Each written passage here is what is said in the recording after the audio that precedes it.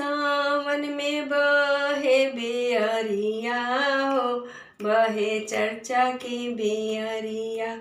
सावन में बहे बेअरिया हो, बहे चर्चा की बेअरिया।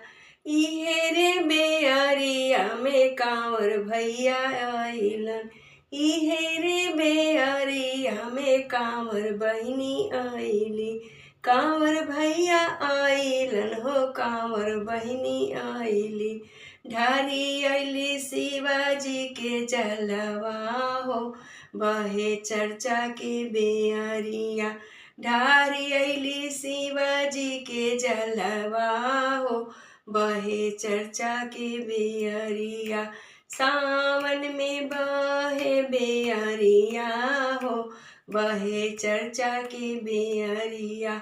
सावन में बहे बेअरिया हो, बहे चर्चा की बेअरिया।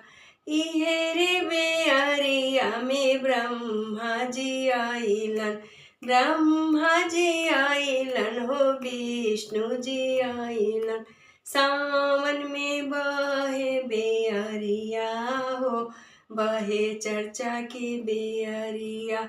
सावन में बहे बेअरिया हो, बहे चर्चा की बेअरिया।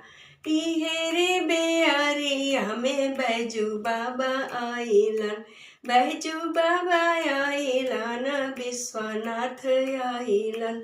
सावन में बहे बेअरिया हो, बहे चर्चा की बेअरिया। सावन में बहे बेअरिया हो, बहे चर्चा की बेअरिया। इहे रे बेअरिया में गरीबनाथ आइलन, गरीबनाथ आइलन, केदारनाथ आइलन। बहे चर्चा की बेअरिया हो, बहे चर्चा की बेअरिया। सावन में बहे बेअरिया हो, बहे चर्चा की बेअरिया। इहे रे बेअरिया में हरिहरनाथ आइलन, हरिहरनाथ आइलन, परमेश्वरनाथ आइलन। इहे रे बेअरिया में हरिहरनाथ आइलन, हरिहरनाथ आइलन, रामेश्वरनाथ आइलन। सावन में बहे बेअरिया हो, बहे चर्चा की बेअरिया। सावन में बहे बेअरिया हो, बहे चर्चा की बेअरिया। इहे रे बेअरिया में कांवर सब आइले, इहे रे बेअरिया में कांवर सब आइले। बोल बम नारा हो, सावन बहेला बेअरिया।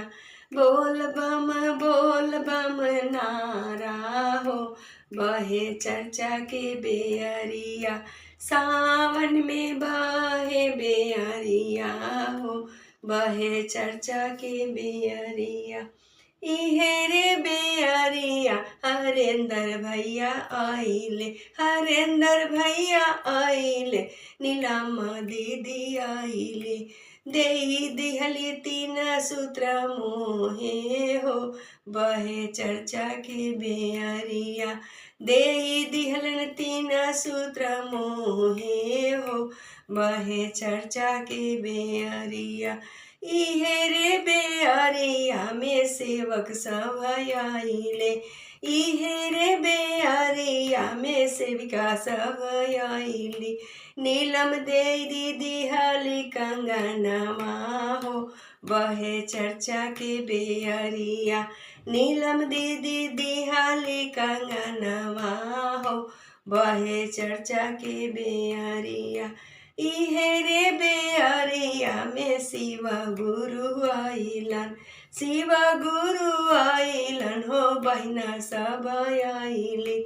देई दिहलन दाया के भिखिया हो, बहे चर्चा की बेअरिया। देई दिहलन दुखर भिखिया हो बहे चर्चा की बेअरिया। देई दिहलन दाया के भिखिया हो बहे चर्चा की बेअरिया।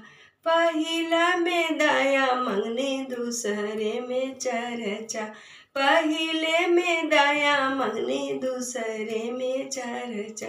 तीसरे में नमसी प्रणाम हो कहे छिवा के गुरु।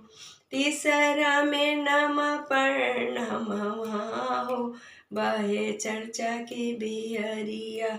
सावन में बहे बेअरिया हो बहे चर्चा की बेअरिया। सावन में बहे बेअरिया हो बहे चर्चा की बेअरिया।